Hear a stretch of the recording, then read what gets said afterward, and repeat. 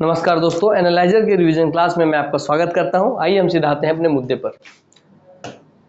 Sir revision class है ये राज्य व्यवस्था पॉलिटी का वीडियो नंबर 24। टॉपिक है शासन प्रणाली का पार्ट 6। ये सिर्फ इन्हीं एग्जाम्स के लिए ही नहीं बल्कि पूरे भारत में जो भी एग्जाम हो रहा है जहां पॉलिटी है सबके लिए उपयोगी है। ठीक, सोमवार से शनिवार सुबह 9 बजे हम आपको ये हमारे यूट्यूब चैनल पर देखने मिलता है। हाँ सर, आइए सीधा हम आते हैं मुद्दे पर। फिर से बता दूं आपको मैं कि मैं टोटल आपको 10 क्वेश्चन करवाता हूं। प्रत्येक क्वेश्चन के बाद आप क्वेश्चन देखेंगे, उसका ऑप्शन देखेंगे, पॉज करेंगे, कमेंट में जाके आंसर करेंगे, फिर प्ले करके आंसर अपना मैच करेंगे मेरे बताए हुए आंसर से। तो 1 का टी, 2 का सी, 3 का डी ऐसे करके आप आंसर अपना मैच करेंगे। ठीक है, आंसर देंगे कमेंट में। लास्ट में आप कमेंट में पूरा आंसर देने के बाद आप बताएंगे लास्ट में 10 में से आपके कितने सही हुए, ताकि उससे हमको पता चले कि बच्चों की कितनी ज़्यादा सही हो रही है, कितनी ज़्यादा गलती हो रही है। अगर बहुत ज़्यादा गलतियाँ हो रही हैं, बहुत सारे आंसर नहीं पते हैं बच्चों को, तो वहाँ भी बच्चों को हम कुछ और उनके लिए प्लान करेंगे, जहाँ हम उनको थ्योरी पढ़ाएं, एकदम याद करवाएं क्लास में ही। इस तरीके का हम कुछ नया प्लान करेंगे। 10 में से अगर आपका 7 आ रहा है तो आप सही दिशा में है, तैयारी करते रहिए। 7 से अगर कम आपका 6 भी आ रहा है, कुछ भी और आ रहा है, तो आपको कोई पोस्ट नहीं मिलेगा। भले आप कट ऑफ में 1 या 2 नंबर से चूक रहे हो, तब भी आपको पोस्ट तो नहीं मिलेगा, मगर आप चूकते जरूर रहेंगे, है ना। पोस्ट लेना है तो मेहनत करना होगा, मेहनत बढ़ाते जाइए, सब हासिल हो जाएगा। मगर कमेंट कीजिए ताकि हम आपके लिए प्लान कर सकें। चलिए आइए सीधे आते हैं क्वेश्चन पर। क्वेश्चन नंबर 1 में ए को कथन को ए से दर्शा रहे हैं, कारण को आर से दर्शाते हैं। चलिए, कथन है आपका भारत की संघात्मक संरचना का मुख्य उद्देश्य इसकी बहुआयामी विविधताओं में से एक राष्ट्र का निर्माण करना है और राष्ट्रीय एकता को संरक्षित करना था। ठीक, हाँ सर। विविधताओं के, अब कारण क्या है, विविधताओं के समंजन से एक सशक्त न कि कमजोर भारतीय राष्ट्रीयता का निर्माण हुआ है। तो अब बताइए क्या सही होगा। ए गलत है पर आर सत्य है दिया हुआ है। बी में दिया है ए और आर दोनों अपने आप में सत्य हैं और आर एक की सही व्याख्या करता है। ए और आर दोनों अपने आप में सत्य हैं लेकिन आर एक की सही व्याख्या नहीं करता है। ए सत्य है पर आर गलत है। आंसर इसका बहुत इजी है दोस्तों। आंसर बी होगा, क्योंकि आर और ए दोनों सही है और बी आर जो है ए का सही व्याख्या कर रहे हैं, है ना। हाँ सर, कि विविधताओं के समंजन से भारत में जो विविधताएं हैं उन विविधताओं ही भारत की शक्ति का, एकता का परिचायक है। तो उनसे भारत को विविधताओं के समंजन से एक सशक्त न कि कमजोर बने सशक्त देश का निर्माण हुआ है, न कि कमजोर देश का, और भारतीय राष्ट्रीयता का निर्माण हुआ है ना। हमारे हिंदू मुस्लिम सिख ईसाई हम सब आपस में भाई भाई, इस भावना से हम अपने देश को लेकर चलने वाले हैं। ये तो कुछ राजनीतिक पार्टियां हैं जो अपने आधार पर देश को बांट रही हैं, बाकी अब व्यवहारिक तौर पे अपने आसपास सबको आपस में बहुत प्रेम से रहते हुए देखते होंगे। हाँ सर, तो ये कारण हो गया। और कथन देखिए, किसी आधार पे भारत की संघात्मक संरचना का मुख्य उद्देश्य इसकी बहुआयामी विविधताओं में से एक राष्ट्र का निर्माण करना है और राष्ट्रीय एकता को संरक्षित करना था। हाँ सर, सही बात बोले हैं आप। आइए हम आते हैं दूसरे पर। ये पूरे प्रैक्टिकल्स क्वेश्चन है। आजकल ऐसे ही क्वेश्चन आपको एग्जाम में देखने मिल रहे हैं। जब एग्जाम में देखते हैं आप सोच नहीं पाते, मगर यहाँ अगर आप ऐसे क्वेश्चन देख लेंगे तो एग्जाम में आप सोच भी पाएंगे और सही करके भी आएंगे। इसलिए आइए आते हैं नेक्स्ट क्वेश्चन पर। कथन और कारण फिर दिया है आपको। हाँ सर, महिलाएं, दलित, निर्धन एवं अल्पसंख्यक समूह भारत में लोकतंत्र के सबसे बड़े दावेदार हैं। कारण, भारत में लोकतंत्र अधिक आत्मसम्मान की कामना का वाहक बनकर उभरा है। ठीक, हाँ सर। आइए देखते हैं क्या है। वही वाला ऑप्शन ए और आर सत्य है, आर ए की सही व्याख्या करता है। ए और आर सत्य है परंतु व्याख्या नहीं करता आर ए की।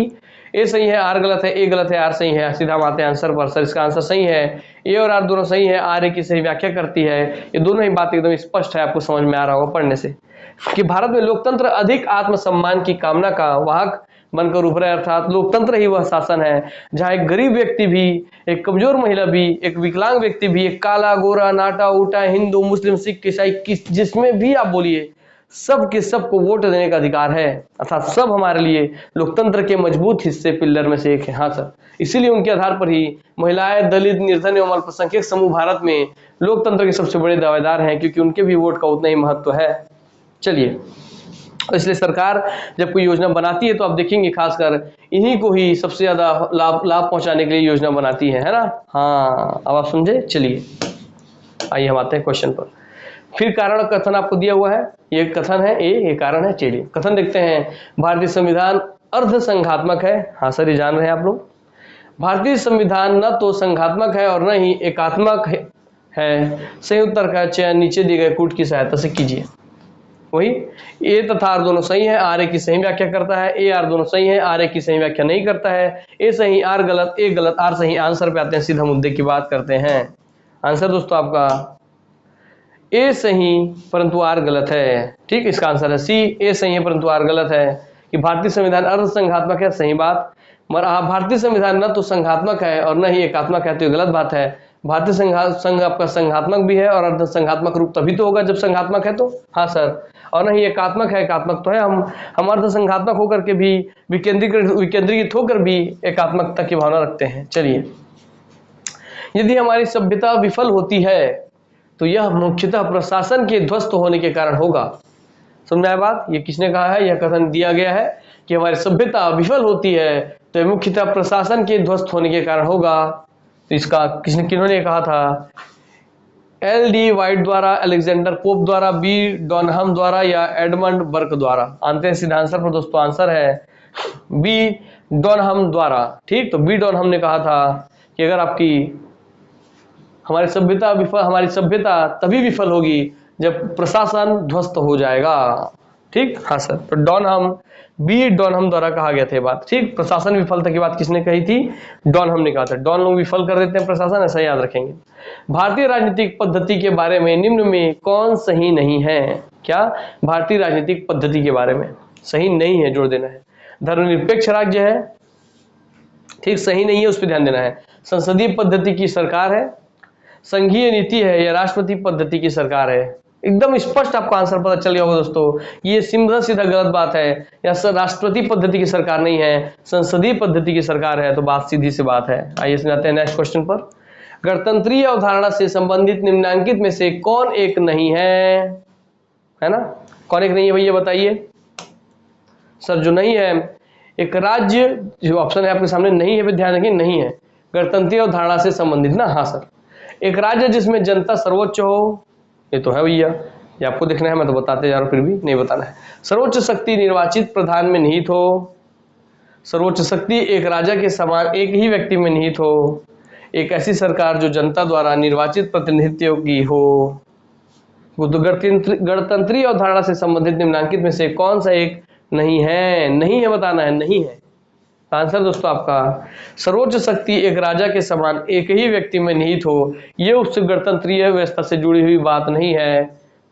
बाकी सब है कि सर्वोच्च शक्ति निर्वाचित प्रधान में निहित हो, एक राज्य जिसमें जनता सर्वोच्च हो, एक ऐसी सरकार जो जनता द्वारा निर्वाचित प्रतिनिधियों को की हो। तो गणतंत्र का पूरा मतलब समझ गए? हाँ सर, बहुत अच्छे से स्पष्ट हो गया आपको। चलिए आगे हम आते हैं। ये 1 ईयर प्लान है। 1 ईयर मतलब 12 महीने के लिए, पूरे 1 साल के लिए आपको तैयारी करने मिलेगा। कंप्लीट वीडियो कोर्स, नोट्स बनाने का टेंशन नहीं, आपको पीडीएफ नोट्स मिलेगा, प्रिंट करवाइए, हाईलाइट करके रख लीजिए, पूरा नोट्स का टेंशन खत्म, सिर्फ हाईलाइट करिए, लिखने का टेंशन खत्म। टेस्ट मिलेगा, आप सीधा टेस्ट देंगे, पता चलेगा कि भाई थ्योरी से कैसे क्वेश्चन आते हैं, ये पता चलेगा सर। दूसरा, आप टाइम मैनेजमेंट सीखेंगे, कितने देर में कितना क्वेश्चन अटेम्प्ट करना है। हाँ सर, ये चीज। और एक सब का सब आपको ये अलग अलग कैटेगरी बनाया हुआ है, व्यापम का, पीएससी का, और दोनों का मिला हुआ अलग अलग रेट है सबके, अलग अलग केसेस में। हाँ सर, मगर अभी 50 50 बच्चों के लिए केवल 2199, 2299, 2499 में ये कोर्स मिल रहा था। 2199 में देखिए आप कि हर महीने का 12 महीने में तोड़ दीजिए आप इस डिजिट को, तो 200 रुपए से भी कम के खर्चे में आपको पूरा कोर्स मिल रहा है। 200 रुपए से भी कम में, जो आज नर्सरी KG1 के बच्चे का ट्यूशन फीस भी 200 से अधिक है, 500 रुपए कम से कम होता है, वहां आपको 2199 में साल भर के लिए कोर्स मिल रहा है। और उसमें सिर्फ आपको वीडियो भी मिल रहा है, पीडीएफ भी मिल रहा है, टेस्ट भी मिल रहा है, हर एक चीज मिल रहा है, मतलब कंप्लीट तैयारी। आए आते हैं हमारे इंस्टॉलमेंट में 999 रुपए देंगे और अब रजिस्ट्रेशन करवा लेंगे और जो इस कोर्स को चालू कर लेंगे। पुराने स्टूडेंट्स को 999 रुपए में मिल जाएगा, बाकी जानकारी स्क्रीन पे है, पढ़ लेंगे। और कुछ जानकारी चाहिए होगी इस नंबर पे व्हाट्सएप कर लेंगे दोस्तों। जो जरूरतमंद है दोस्तों, उनके लिए आज मैं बोल रहा हूँ कि ये कोर्स बहुत लाभदायक है ना, क्योंकि साल भर कोई ना कोई पद आता है, आपको तैयारी एक बार अच्छे से करना चाहिए, पूरा मूल आधार अपना बनाना चाहिए। ये टेस्ट सीरीज से आपको समझ में आ रहा हो कि आपका आधार कितना कमजोर है, तो फिर आपके हाथ में डिसीजन है दोस्तों कि आपको क्या करना चाहिए उस आधार को मजबूत करने के लिए। ठीक, 25-25, 30-30 हजार तो बड़े बड़े कोचिंग में देख के थक गए, देख लिए, अब आपकी बारी है कि आपको क्या करना चाहिए, देख लीजिए आप। चलिए मैं आता हूँ क्वेश्चन पर। निम्नलिखित में से किसको विधि के शासन के प्रमुख लक्षणों के रूप में माना जाएगा? क्या? विधि के शासन के प्रमुख लक्षणों के रूप में माना जाएगा, है ना? हाँ सर, तो विधि का शासन से जुड़ा हुआ बात करना। शक्तियों का परिसीमन, विधि के समक्ष समता, सरकार के प्रति जन उत्तरदायित्व, ये चौथा पॉइंट है स्वतंत्रता और नागरिक अधिकार। तो नीचे दिए गए कूट का प्रयोग सही उत्तर चुनिए। केवल एक और 3 सही है, 2 और 4 सही है, 1, 2 और 4 सही है, 1, 2, 3 और 4 सही है। आंसर दोस्तों सीधा आता है इसके 1, 2 और 4 सही है, अर्थात ऑप्शन सी। तो एक सही है, शक्तियों का परिसीमन करता है विधि का शासन। हाँ सर। शक्तियों का निर्धारण करता है, उसकी सीमा बताता है कि किसका सीमा कहाँ तक है। हाँ सर, उसका मतलब बता दिया। हाँ सर। 2 पे आते हैं, विधि के समक्ष समानता था, विधि का शासन है तो कानून के लिए सब बराबर है। वो हिंदू हो, मुस्लिम हो, सिख हो, ईसाई हो, कोई भी हो, अगर वो मर्डर किया है तो उसको मर्डर की मौत की सजा उतनी मिलेगी। वो हीरो है, वो गरीब है, वो अमीर है, वो गरीब है, वो अंबानी है, वो कोई भिखारी है, कोई भी हो, सबके लिए एक बराबर सजा है। हाँ सर। तो ये विधि का शासन है और विधि के लिए समक्ष सभी समान है। दूसरा आपका देखें 4 वाला कि स्वतंत्रता और नागरिक अधिकार। हाँ सर। तो आपके विधि के सामने में ही आपको स्वतंत्रता का अधिकार भी प्राप्त है और नागरिक अधिकार भी प्राप्त है, अर्थात सभी लोगों को एक बराबर स्वतंत्रता, एक बराबर नागरिक अधिकार क्यों प्राप्त है? क्योंकि विधि के लिए सब बराबर है। महावीर विधि कभी भी हिंदू, मुस्लिम, सिख, ईसाई देख करके बंटवारा नहीं करती।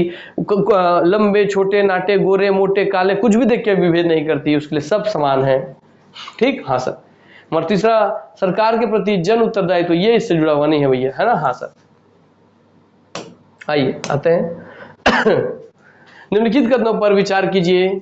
संवैधानिक सरकार वह है, संवैधानिक सरकार किसे कहेंगे? जो राज्य की सत्ता के हित में व्यक्ति की स्वतंत्रता पर प्रभावकारी प्रतिबंध लगाती है। जो राज्य की सत्ता के हित में ना व्यक्ति की स्वतंत्रता पर प्रभावकारी प्रतिबंध लगाती है, पहला वो है क्या। दूसरा, जो व्यक्ति की स्वतंत्रता के हित में राज्य की सत्ता पर प्रभावकारी प्रतिबंध लगाती है। दोनों की इसमें सेम टू सेम बात देनी है क्या भैया?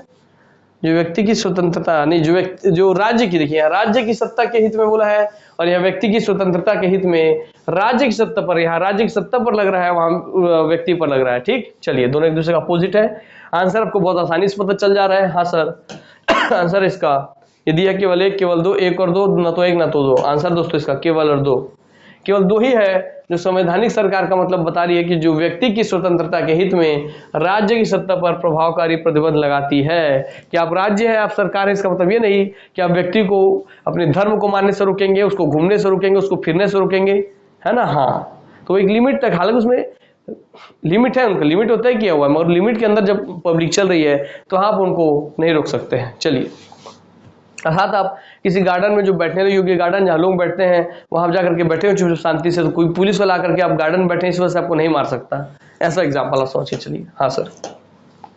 राज्य व्यवस्था के संदर्भ में निम्नलिखित में से किस एक को आप स्वतंत्रता की सर्वाधिक उपयुक्त व्याख्या के रूप में स्वीकार करते हैं? मतलब स्वतंत्रता की सर्वाधिक उपयुक्त व्याख्या, स्वतंत्रता को कौन ज्यादा अच्छे से व्याख्यान करता है, परिभाषित करता है, यह बताना है।